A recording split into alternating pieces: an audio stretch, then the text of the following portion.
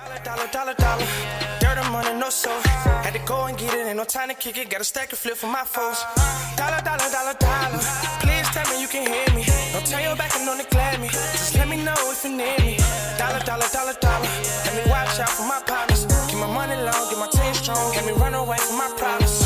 Yo, what's good, original crew, man? We're back. Hey, man, we're back on the channel. We had today 7 of the most evil YouTubers. 7? Mm-hmm. He got a bunch more of them, but this is the most recent one. There's evil people all over the world, you know? That's sad to say, but it's the truth, man. I don't know what the world's coming to. There's a bunch of sick, it's been evil. Sick, underdiagnosed people. That's what I say. Mm-hmm. Hey, make sure y'all check out the links in the description box. Down below. You already know where to go. If you want to first support, you got to do it. Check out down below. Also, if you enjoyed today's video, like it with a thumbs up. Hey, man. Also, if you're new around here, you haven't already, hit the subscribe button. Join the family, join the fun, man. Y'all, some of y'all know we on the road to 300K. We're trying to get there by sometime middle of the year, summertime, man. We're trying to just crush that goal by then, man. So please, if you don't mind, hit the subscribe button. Also, we want to give a shout out to the comment of the day. We highly appreciate it. I know we don't do it on every video, but we do want to, you know what I'm saying, on a video, we want to give y'all shout out, man. But hey, you ready? Yes, I'm ready. Let's get it. Please consider supporting on Patreon. YouTube is suppressing videos like mine, and I'd really like to be able to continue making content. For $4 a month, you get early ad-free access to all videos that will be mostly uncensored. If that interests you, the link will be in the description and the pinned comment. Thank you. Hey, that's true, y'all. A lot of us, a lot of creators on YouTube are starting to have a lot of their videos suppressed. A lot of people not getting their views like they used to because of YouTube is doing a lot of changing. We know firsthand, for the past few years, we've seen a lot of things that they had planned on doing. We have talked to them about a lot of stuff. They don't want to listen. They really don't care about the creators' thoughts and opinions. But we have personally talked with them, and go support your favorite creators, man. Thanks.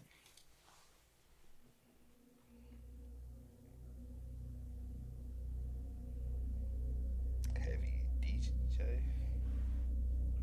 Diana Jean Lovejoy set up a channel under the name Heavy DJ on November 16, 2008, where she posted 21 videos with 182,000 views total and gained just over 400 subscribers. A lot of the videos were very short clips of nature, diving, and animals, with the vast majority of her views coming from a cooking tutorial that she posted. But away from her posts on YouTube, there was turmoil in her private life, ongoing issues that would eventually lead to her ex-husband being shot in September of 2016. Her marriage to Greg Mulvihill had broken down, and they separated in July of 2014. A custody battle started, where Diana made some allegations that must have been ultimately decided to be false, as the ruling of the court was due, and it was going to be for joint custody and instructing Diana to pay Greg $120,000. Weldon McDavid Jr. was a firearms instructor that had previously trained Diana, and had also installed a security system for her home. The two became romantically involved, despite the fact that McDavid Jr. was married at the time, and hatched a plot together when it became apparent that the custody battle was not going the way she wanted. Greg was lured to a remote location near Avenida Soledad after a phone call from someone pretending to be a private investigator, who claimed that they had information that he would, quote, want to see regarding the custody dispute. What McDavid and Lovejoy had not counted on was that Greg did not come alone, and brought his neighbor with him. Diana had dropped Weldon off at the location to wait on Greg's arrival. When he reached the location, McDavid opened fire. Greg would survive the attack, being shot in the arm, and would raise the alarm, causing McDavid to be tracked down and arrested. Once in custody, it didn't take long for him to turn on the woman that had hired him to shoot Greg, and she too was arrested. McDavid would claim that his level of marksmanship, due to him being a US Marines veteran and a sharpshooter, was high enough that had he been shooting to kill, he would have achieved it, even, quote, with his head turned the other way. He claimed that he had intended only to shoot the light that was being carried by Greg. Diana claimed that, quote, I would never take my son's own father away from him. She denied that she had plotted the entire thing and paid Weldon to shoot her ex-husband. However, the evidence against the pair was extensive and damaging. Footage is available online of her appearing to faint, as she is in the final stages of being sentenced for the crime, as the judge reached the sentence of life imprisonment with a minimum. Girl, you ain't passing. Stop all that. Acting. You holding yourself too much. If you was gonna pass out, your whole body would have went limp. You wouldn't been able to. That is so sad. You done set up here and tried to plot to take him out. Yeah, I remember this. Yes, I remember this now. Because at first I was like, yo, I've seen that thumbnail. And I've seen her face. And I cannot remember the story. And then when he said they would lure him out, I see everything just came right back to my mind. She's an evil son of a...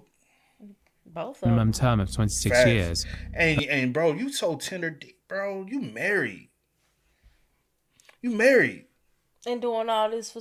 Man. Because he said he was training her?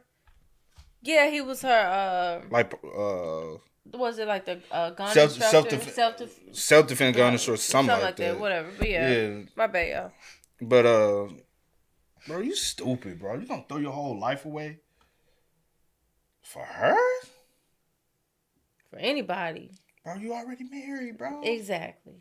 Her face goes pale and she starts to sway in her seat.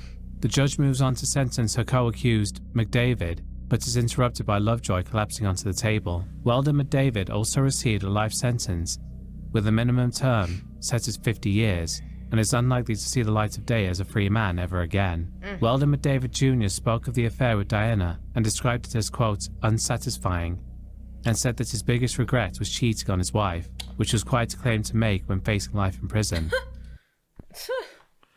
Yo, that was your biggest mistake. That was the first mistake, fool. The biggest mistake is taking a life that didn't have nothing to do with you. Well, he didn't trying to. Well, yeah. Did he end up dying? No, he survived. Okay. Weldon told us it was ridiculous to believe he would kill someone for $2,000 and called having sex with Diana his biggest regret. It was wholly unsatisfying. If I could only take back one thing, I would take that out of the equation. Being with Diana? Yes. You wouldn't take back shooting Greg? If there was only one thing I could take away, I would take that away, because I hurt my wife, and that means more to me than anything. Did Diana Lovejoy have a hold on you? Was she manipulating you in any way? No. It's been said that you have a misguided hero complex. What do you say to that? I'm no one's hero. Not at all. And, if trying to help someone is a misguided hero, then, so be.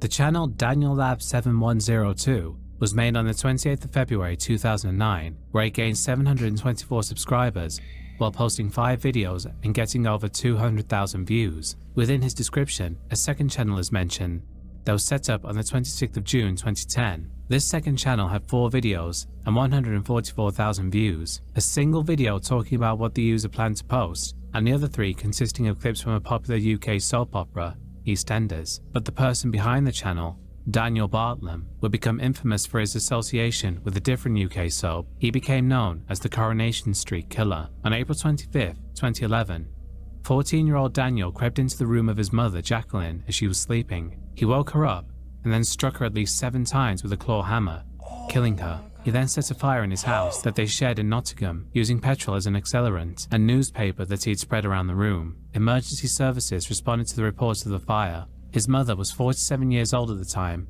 and her body was so badly burned that she had to be identified by dental records. Initially, at his interview, he claimed that an intruder had broken in and both carried out the attack and then tried to burn the house down. He later changed his story, instead claiming he had an argument with his mother and attacked her in the heat of the moment. However, authorities found a story on his computer that had been written and then deleted, where a character named Daniel Bartlam, his own name, attacked and murdered their mother in the exact same manner that he would do to her.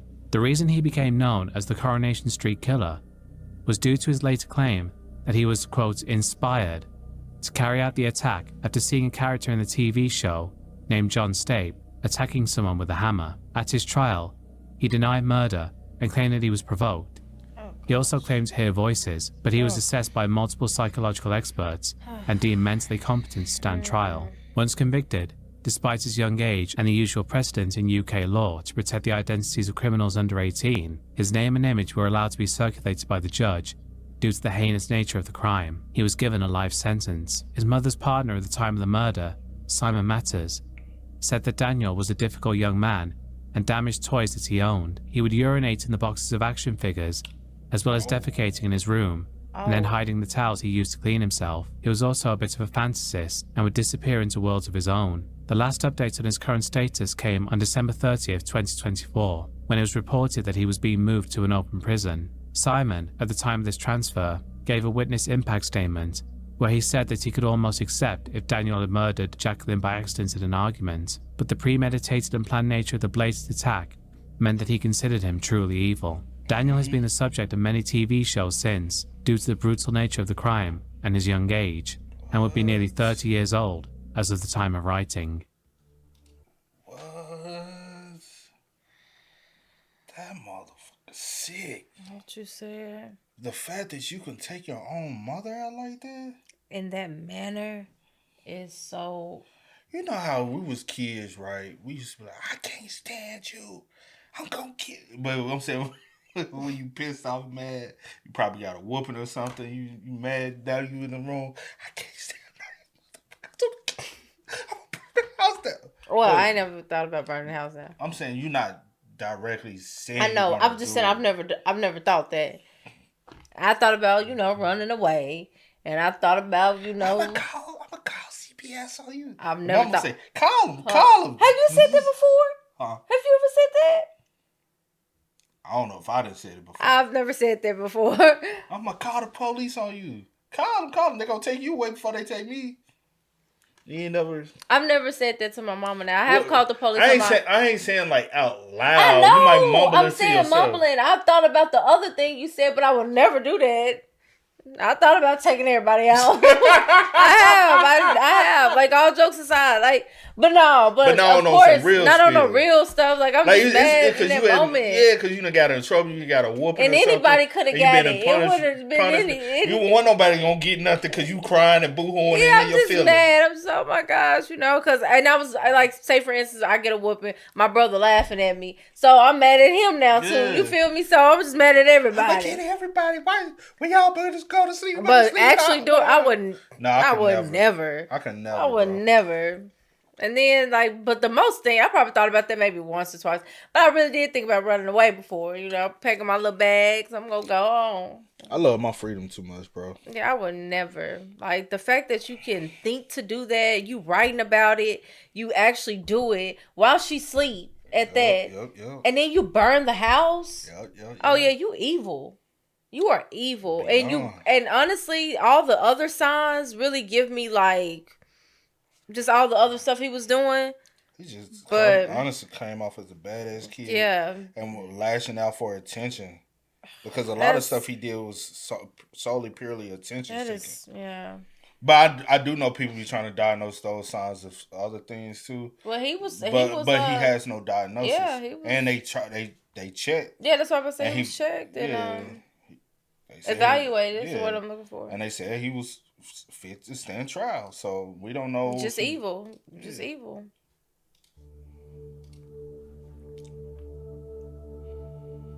The channel CreepyPastry666 is still up as of the time of writing and has 11 videos and 170 subscribers. The majority of the videos are forms of creepypasta. The channel was started on June 28, 2016, has a My Little Pony character as an avatar and a description in Spanish that roughly translates to, "This dark night, madness tortures you." With a total view count just north of 19,000, there is little to make this channel stand out from many other sorts of edgy ones like it, especially in that era. But the channel owner and his actions would lead some to maybe view it as more of a glimpse into the dark and troubled mind of a man who would go on to commit a terrible crime. Federico Guevara Elizondo was born on January 2, 2001 in Mexico, and as a teenager attended the Colegio Americano de Noreste. This was a private school, and as such, it was exempted from some high security protocols that had been rolled out across most of Mexico's public schools in response to an uptick in violence among students. Known as the Safe School Program, it involved the searching of backpacks of students in order to dissuade the school population bringing in anything illegal. Private schools, however, were not forced to comply with this, and many didn't. This was... You say y'all never had to go through that, right? Yes. Checking of property and stuff at school?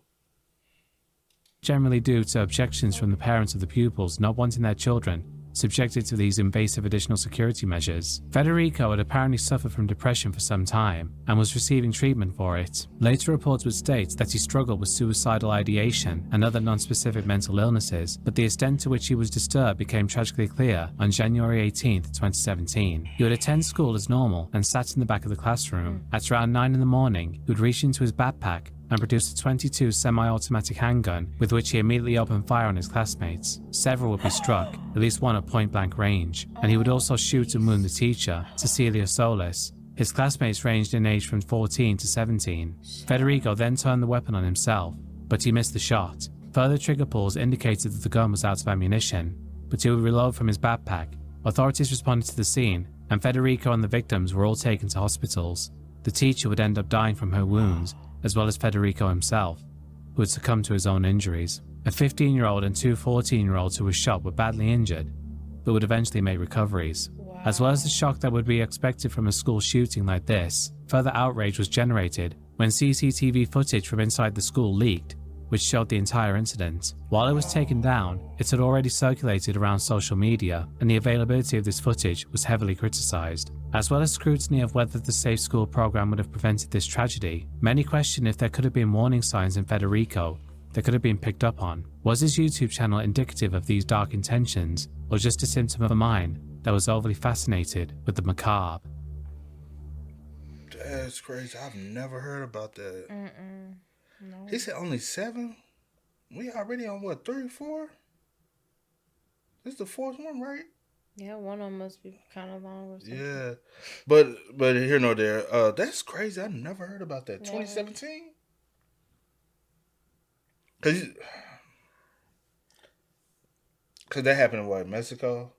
Because you normally, you know what I'm saying, when they talk about like things like that, like you normally just only hear in the idea that it only happens in America. But obviously it happens elsewhere, you know what I'm saying? In a private school. That's probably the last place you ever thought it would be, you know? Damn. Do you think schools should have metal detectors? Well, that's a whole nother. That's a whole nother conversation. I'm just saying for the safety, though. How did it make you feel having metal detectors? Did you feel safer? Safer? Because when did y'all have y'all always had them? So it started when we got to like junior high. So it's like 7, 8. Okay, grade. and the reason why I asked, So it wasn't every day. So let me explain. Okay. So we used to have random searches, but it made you already start thinking like a criminal. So y'all didn't have metal detectors. Y'all just had random searches. But you would go through metal one and pat downs. Just the metal one. I'm saying y'all didn't walk through like actual. No, only time we did that when I went to alternative school. Okay, well that's different. I always, when you tell me, you know, y'all had metal detectors, I'm thinking y'all walking through them every day, because I'm like, you tell me stories about y'all still bringing weapons to school. So how was y'all able to get through? So that makes more sense as you know, it was random and not every day. And yeah. So on the random days, they were still. So instead of bringing it into school, you like certain people would punch holes in the seats of the school bus and hide your stuff in there, and then at the end of the day, you get your stuff out the seat. Yeah. When I was in alternative school, we got literally every morning you got searched. So you take your shoes off, they take your shoes, doom. They got you, you know what I'm saying, 5-point out, some one down, pat down. While you doing that, they got your backpack over here, and they taking each textbook, shaking them, flipping all your stuff out, but people will still have weapons and drugs on them. Well, I do know, like in alternative school, they was doing that to like people that was going to alternative school and stuff like that. But it wasn't no regular thing. Like, but I'm saying they would still have the recreation. I mean, that is a good question. The question you asked me, that's a good question. I feel like that's more of a question for parents. I'm not a parent, so I don't know. I don't feel like that's a good question for me right now. But any parents, I feel like you can answer that. But yeah, I have to think on that, because it's not something that's like a norm for me. Because also, my bad. I'm just saying it's not something a norm for me. So, like, I don't know how that affects a person, or Did you y'all know, have if it police actually officers? no, if it actually no, we didn't.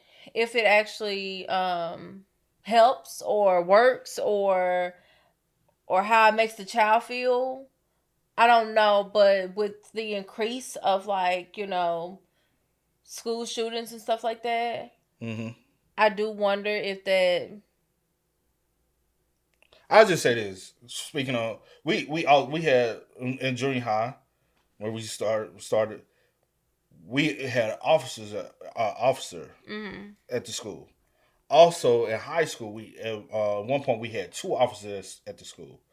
Did having even a police on present at the school prevent anything? No, things still happen. When you have 1 or 2 officers with how many kids in the But school? I'm saying, but also what I'm trying to say is, once you start having that presence amongst it, I feel like it strips away the innocence of the child, and now the child's trying to think more criminally light to get around certain things.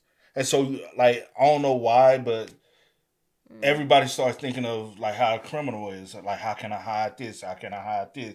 We used to have a lot of people who start selling drugs at school in the 7th grade. So what's that, 12, 13 years old? We had one of the biggest drug busts I have ever seen at a school, where you got, 8, 9 boys getting arrested for selling weed at school. I'm like, golly. I will say, I get what you're saying, but I feel like that's more of a deeper conversation, because I feel like that goes like beyond just like having like security, police, metal detectors at school. I feel like now that becomes a bigger issue elsewhere. If you get what I'm saying, the fact that you even, but that's neither here nor there. But yeah, yeah, I don't know. But have people brought weapons to my school? Yeah, people have had knives, box cutters. Like, as far as like a gun, I don't think we ever had an issue where somebody brought a gun to school. I got searched for a gun one time because somebody said I had a gun on me, and I was 13 years old at the time, and I was like, I don't even know how to get a gun. And so I remember the police coming to me and pulling me to the side, searching through my stuff. You ask, how does it make you feel? It make you feel violated already at such a young age, and it makes you feel like they already trying to get you ready for prison. Yeah, and that's why I say I feel like it strips the innocence of a child. If you search up the channel name of Prism 55, you will find a banner stating that it has been deleted due to violating the terms of service on YouTube, and it's possible that none of the videos hosted on this channel, or Prism 55 Games and Prism 55 Blogs, the other 2 associated with this user, actually violated any terms themselves. Instead, it was the actions of the man behind them that led to their deletion. These channels belong to Juraj Krajcik. If you look into the archives, you can find a snapshot taken on January 29th, 2022 that shows 8,620 subscribers to the main channel, but no videos present. Some information suggests that this channel is used primarily for posting memes, and that one in particular, based on Jojo Siwa, garnered a few million views. The profile picture is of Peter Griffin from Family Guy, and the banner is a crude, hand-drawn picture of 2 stick figures, one with a pickaxe and the channel name. The main channel was set up on November 6, 2014. The Vlogs channel was established on August 5th, 2016 and has no videos and a negligible subscriber count. The gaming channel, Prism 55 Games, was started on November 24th, 2014 and has 2 videos that both showcase Mineplex gameplay. The first is less than a minute long and the second around 10 minutes, but they have only 31 and 57 views respectively. Again, if you try and pull up any of these channels in the current day without the use of an archive, they're simply wiped from the site, with the same banner stating that they violated the terms of service. This is due to the actions of the channel owner, Juraj Krajcik, on October 22nd, 2022. His plan had been to kill the then Prime Minister of Slovakia, Edward Heger, but he realised he wouldn't get close. He moved to a bar that he had selected as his backup plan. He targeted the Taplerin bar, located on Samaka Street in Bratislava, which was a popular hangout for members of the LGBT community. He hung around outside of it for up to half an hour before 2 victims sat down and he approached them. There's no evidence that he targeted them individually or personally. They became his victims simply because of their sexuality and the place they chose to spend their time that day. Juraj approached them and opened fire with his handguns, killing both and injuring one of the bar employees. He then fled the scene taking the gun with him. Having fired 8 times, authorities would respond at 7:16 p.m. His Twitter account, NTMA0315, was reactivated shortly before his crime and shortly after. He used his phone to send out a number of tweets. The first had a series of hashtags such as Bratislava, hate crime, gay bar, and Bratislava again. The second retained the Bratislava hashtag and stated, quote, "Feeling no regrets, isn't that funny?" As authorities responded to the scene of the crime, he moved about the city, avoiding capture.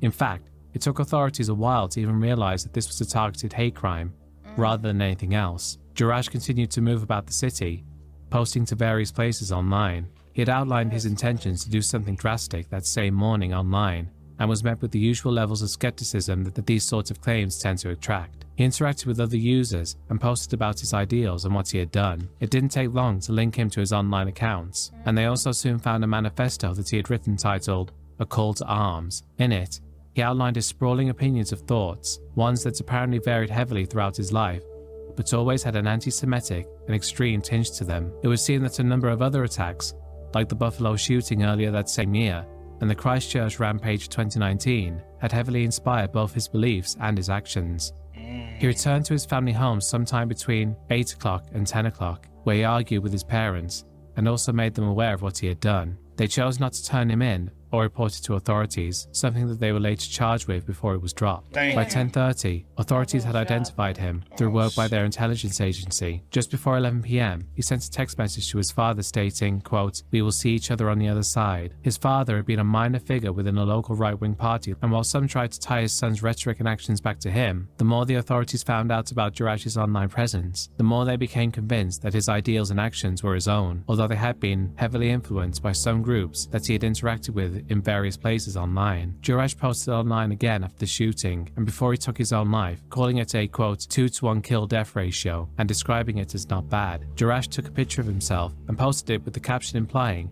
that it would be the last image that anyone would see of him before taking his via self-inflicted gunshot wound on a grassy hill near to his family home, where he was found by authorities.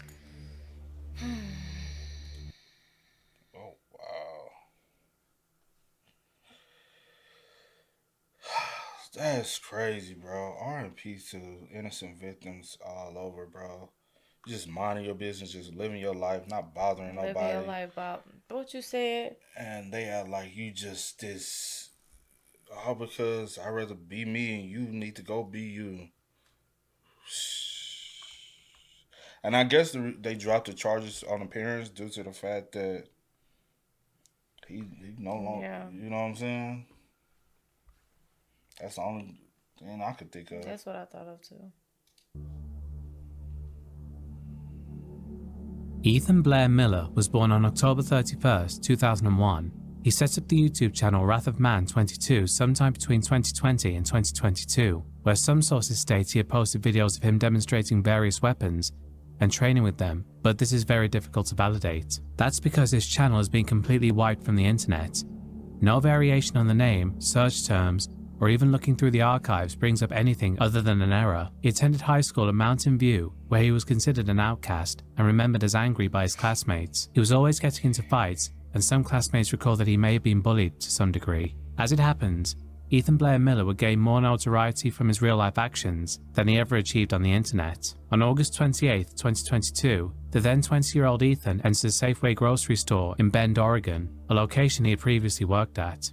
He was armed with an AR-15 assault rifle and a shotgun with an additional backup shotgun and a number of Molotov cocktails in his vehicle. He had left his home just after 7 p.m. with the weapons and wearing a tactical vest before shooting into his own Ford pickup. Making his way on foot, he would continue to fire sporadically, hitting various objects as well as opening fire on a vehicle and causing the driver to suffer minor injuries as the window was shot out. He made his way to a shopping center where he continued to fire his weapon before entering the Safeway store. Here, Ethan started shooting, and the first victim was an 84-year-old man named Edward Bennett, who suffered 5 gunshot wounds. Other customers would offer what aid they could, but Edward would die in the hospital from his injuries. As Ethan continued through the store, he would fire indiscriminately. An employee named Donald Ray Surratt hid as he heard the gunshots start, and when Ethan came close, ambushed him and stabbed him. Despite his best efforts to overpower and disarm him, Ethan ultimately only dropped his shotgun and shot Donald with the AR-15. He then retrieved the shotgun and killed Donald with it. At this final confrontation, Ethan stalked the aisles a little longer, still firing off rounds as he went, but not hitting or injuring anyone else. Eventually, he would sit down in one of the aisles and use his shotgun to end it. The total time between Ethan reaching the parking lot and taking his own in the aisle was 3 minutes, at exactly the same time as emergency services were called and responded to find Ethan already dead. Authorities would recover multiple rounds and shell casings from the Safeway, the parking lot, the shopping centre, and Ethan Miller's apartment, as well as discovering his unused arms stash in his truck. Between Ring doorbell footage of him leaving his apartment and CCTV en route, there was almost a complete video timeline of his actions. Authorities chose to issue a censored version of portions of it at a later date.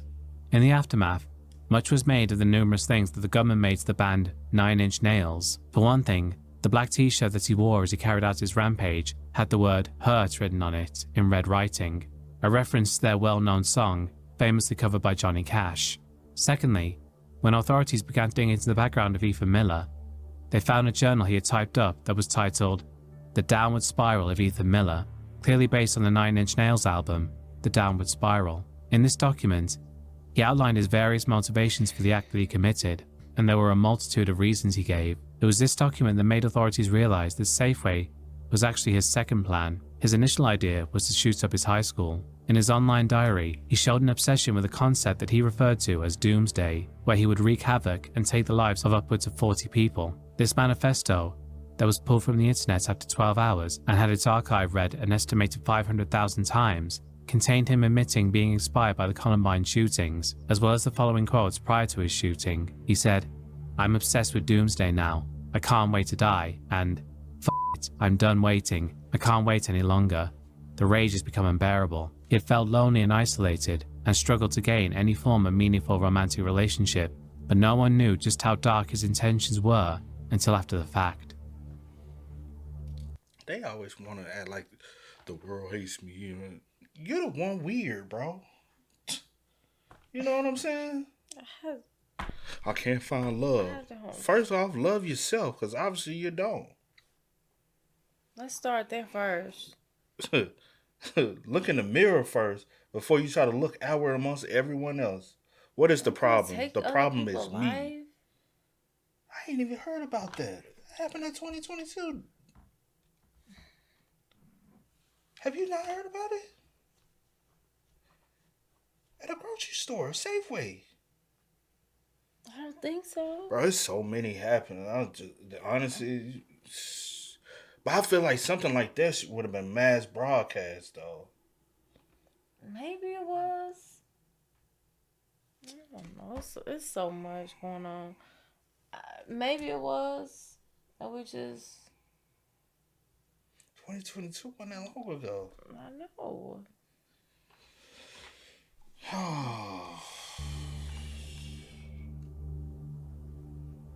Everton Brown was born on January 8, 1965, and set up his YouTube channel in 2009 at the age of 44. The channel is named Federalistify and has 234 subs and 11 videos, amassing in excess of 40,000 views. His most popular video is titled Cruelty or Justice, which accounts for 66,000 of these views. It's basically, and there is no way to describe this tastefully, a video of his dog defecating in his yard, while the commentary provided by Everton over the top seems to imply that the FBI targeting and harassing him for years has somehow led to his dog doing this more than normal.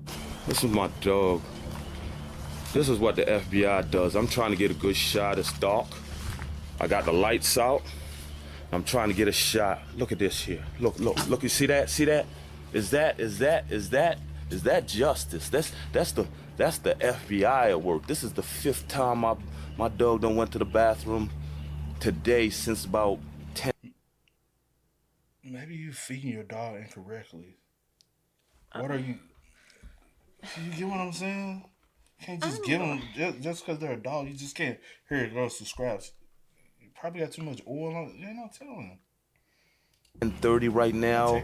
It's almost 4 o'clock. I think it is. I mean, he's 8 years old, and for his whole 8 years, he has been shitting blood, and I had 2 dogs. And this is what they had to go through. This is what the FBI do.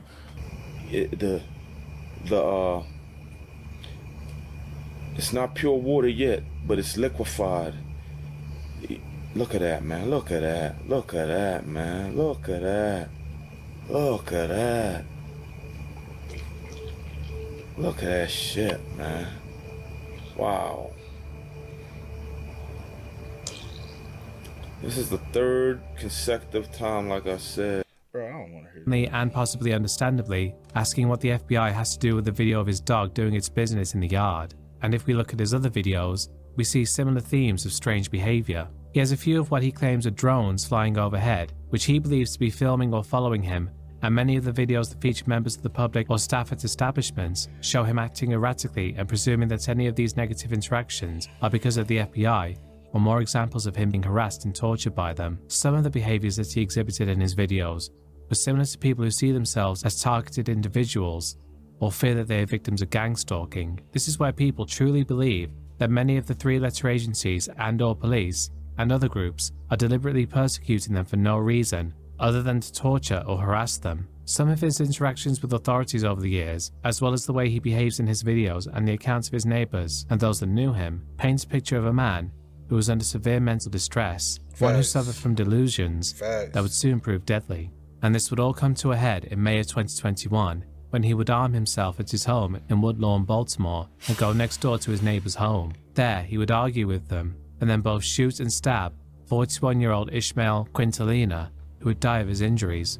Ishmael's wife, Sarah Alcotti, tried to escape, but was shot and killed as she ran out of the house. Wow. Hearing the commotion, two other neighbours came out to see what was happening, and Everton opened fire on them as well. Both were hit, and one of them, 24-year-old Sagar Gimaya, would die of the injuries. Everton then returned to his home briefly, long enough to set a fire to burn it down, and then drove off in his vehicle, which also contained homemade explosives. When police responded to calls about the shooting, they found Brown in a parking lot, still armed. He would refuse to drop his weapons and was shot and killed by police. His channel remains up, showing a glimpse into the mind of a man who was truly troubled and seemed utterly convinced that the powers that be were out to get him, beliefs that would result in the deaths of 3 others, as well as his own.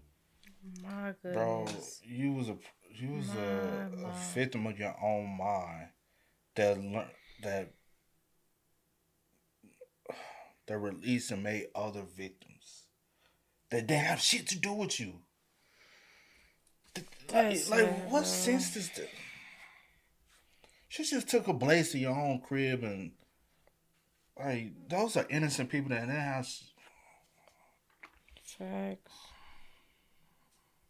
I just don't. At this point, I just don't get it anymore, bro. I really don't. Like, it's over and over and over and over and over. It's just innocent people that living life.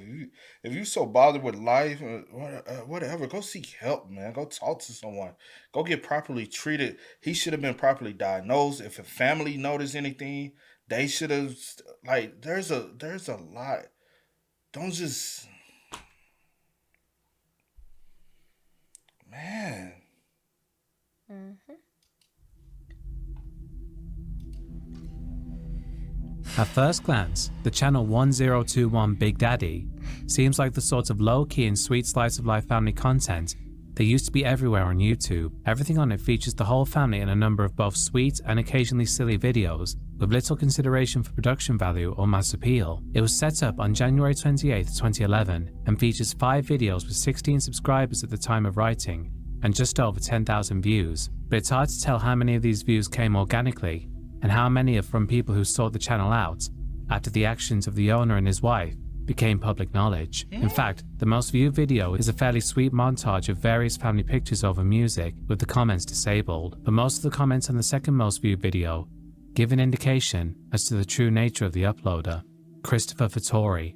The story starts long before YouTube, with a couple named Bill and Bridget Harrison, who would adopt a 6-month-old child named Caleb.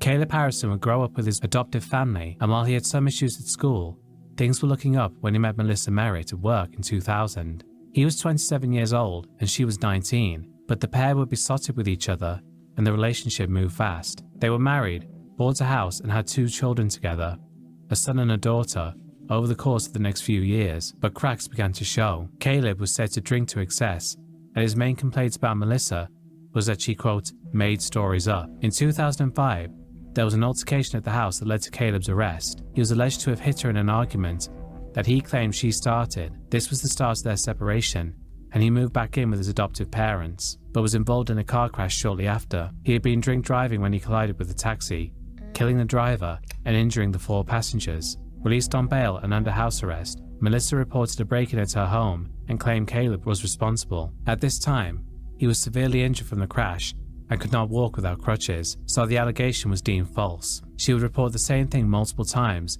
and every time, authorities could prove it wasn't Caleb. The same year, Caleb was allowed limited access to their shared children. Around the same time, Melissa met a man named Christopher Fattore online, and they fell for each other. He was a large, well-built man, standing 6'4", and having previously worked as a bouncer.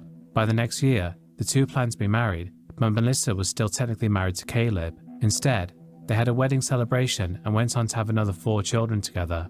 By this point, Caleb had been granted 50-50 custody of the 2 children he shared with Melissa, but it was his adoptive parents that did most of the driving and child rearing, a situation that infuriated her. She reported multiple incidents where she claimed the children had been hurt by Caleb, but they were again all proven unfounded.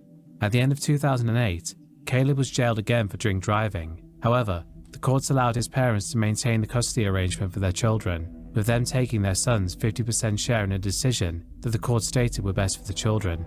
Again, this sat very badly with Melissa, and together, she and Christopher made a plan to abscond with the children. In April 2009, Bill Harrison, Caleb's father, was found dead in a small bathroom at the house he shared with Bridget.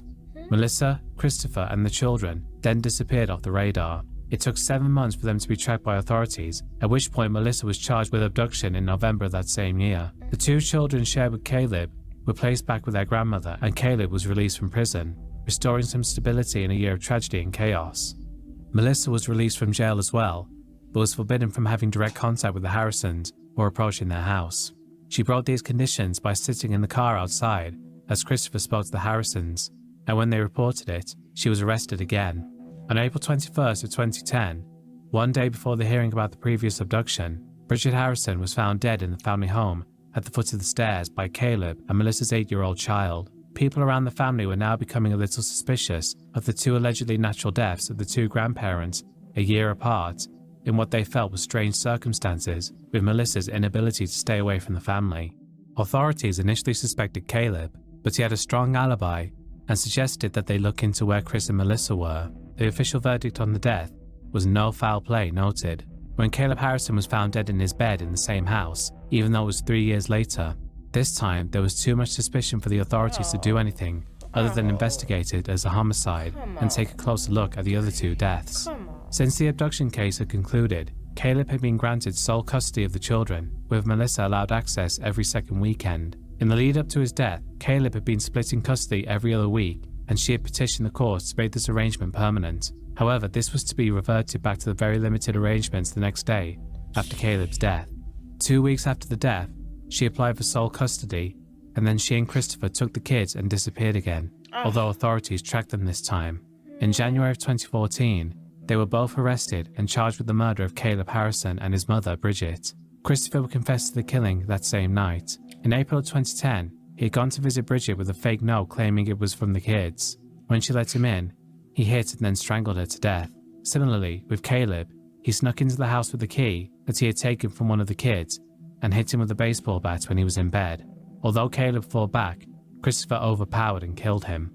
He claimed Melissa had no knowledge of this, and he had committed both of these murders to help better her custody case. When Melissa and Christopher believed they were alone, he spoke to her, letting her know that he was, quote, taking the rap for her. Authorities looked into their search history and found incriminating terms about what would happen if a grandparent that took custody died, and how long does it take for someone to pass out when they're being strangled just prior to Bridget's murder. Just before Caleb's death, there were searches for, quote, easy ways to kill and get away with it. Melissa pled not guilty at the trial in September 2017, but she was accused by the prosecution of being more than an accessory after the fact, which was what she was claiming. Christopher Fattore was charged alone for the death of Bill Harrison, second-degree murder, to which he pled not guilty. He tried to plead not guilty to a lesser charge of manslaughter for the death of Caleb, but this was rejected as there was strong evidence of pre-planning in the searches. He would eventually be found not guilty of the murder of Bill Harrison, but guilty of murder in the cases of Bridget and Caleb. Melissa was found guilty in the murder of Caleb, but her portion of the trial regarding Bridget resulted in a mistrial. They both received life sentences with mandatory minimums of 25 years. As of the time of writing, Christopher Fattore is still behind bars, where he is likely to remain for the rest of his life, with the appeals process exhausted. Melissa was eventually found not guilty of the Bridget Harrison murder at a retrial the next year, and appealed her murder conviction in the Caleb murder. On March 17th of 2025, it was reported that she had pled guilty to a charge of manslaughter in the case of Caleb and was given a 15-year sentence. This meant she would get an almost immediate release, going back to jail for a single day, since she had already served more than 10 years behind bars in total. This was her third trial after the mistrial and the appeals. She had gotten remarried to a female prison guard in 2018, and this latest development means that as of the time of writing, she is free to reunite with her wife and her 6 children. Whether that has happened or not is not known. And that's the end of the video, folks. I'd like to thank all of my patrons for... What the fuck? What's her name? Melissa. Melissa what? Hell, she married now? I don't know.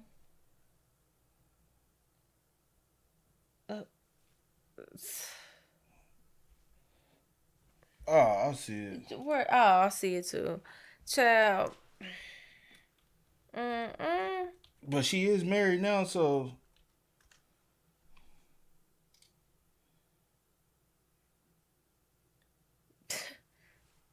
You gotta be fucking kidding me. And that's why she walked out with a little smirk on her face. All this... You fucking She lying, got away. bro. And she manipulated the fuck. She got Y'all away. motherfucker. She got away. Y'all don't tender care dick if she ass did. dudes. Oh, whack. Y'all not killing for no... You stupid motherfucker, bro. Tender dick ass motherfucker. Bro, Because I thought it would help her. and now your ass locked up, and now she bumping. Obviously, she already She's showed fucked. so many signs of so many things. Because Bro, the she's a police- liar for one. The police should have been arresting her for for so filing many false, things. False police reports. So many things. She showed y'all who. Taking the kids, running like that's their dad. Like he wants That's- to be in their life. Like It's kidnapping. Like what are we doing? Still What kidnapping charge. She should have been Okay. arrested on that, or child abduction charges. She should have been arrested on that. Didn't we just say a woman was arrested for that? They had lied all them years and had took her child. Oh yeah, yeah. So why wasn't she charged with that? She most definitely had a. And y'all rule her. Where did this take place at? You don't know? Oh no, I don't know. I was trying to read and see if it said.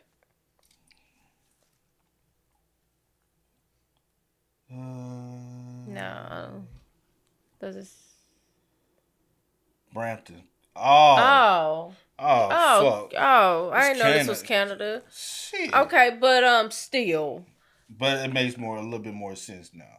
like, bro, a mistrial, and then not guilty, and then we just go plead guilty to manslaughter so we can get out. Not guilty for both grandparents. Mm-hmm.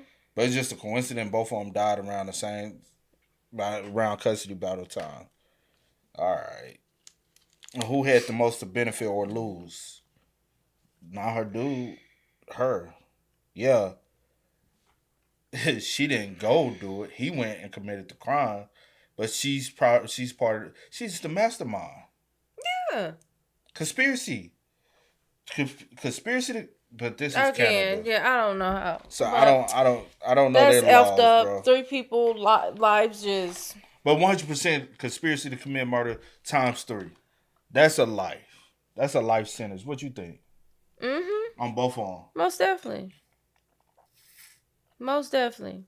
Yeah, I killed And the then granddad. that's so, and he like pleading to the courts. Like I really do feel like something is going to happen. Like I fear for my life. Oh, why? Because did he get custody of the kids? Yeah, he had got what is that? Like he had got kind of like I guess sole custody. And she was able to do like what was it every 2 weekend or every something like that. He said No. But this is Anna Blackwell said that. It says, I fear for my life, Caleb's cousin, Anna Blackwell said in a statement made to the court. She said that. Oh, my bad. I thought I was saying that he said that. My bad. I can't see the rest of it. I thought she was like. But anyway, regardless. Okay, not too much. Stop. So irritated. No. But yeah, anyway, rest in peace to every single person that was mentioned in each story, each case. Yeah, bro. Yeah. So many innocent lives taken for what? And all the grandparents did in this case and want to be a part of the kids' life. That's all. She fucked up, bro. Y'all spend us up, man. Y'all let us know y'all thoughts about it for us in the comments, bro. Just live in a world of a bunch of sick ass people. But until next time, y'all know how it go, man. I do go by the name DJ New Kid. This is Sierra Nicole. We are. Kid and C. We are. Peace. Ain't no time to kick it, got a stack and flip for my foes. Dollar.